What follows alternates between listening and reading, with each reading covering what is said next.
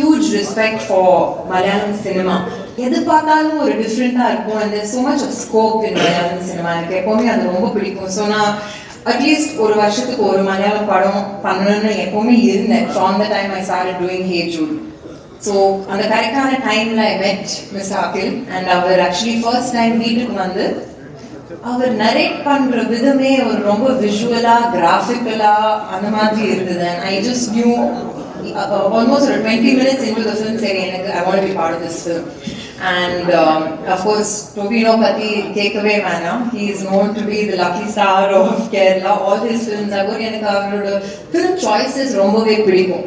And ரொம்ப care எடுத்து மோர் தென் சரி இது எப்படி போகுது, how is it going to be received, அது மட்டும் இல்லாமல் what is different about the film, how can I be different in a film. So always wanted to work with Tobino and I'm glad it happened in this film.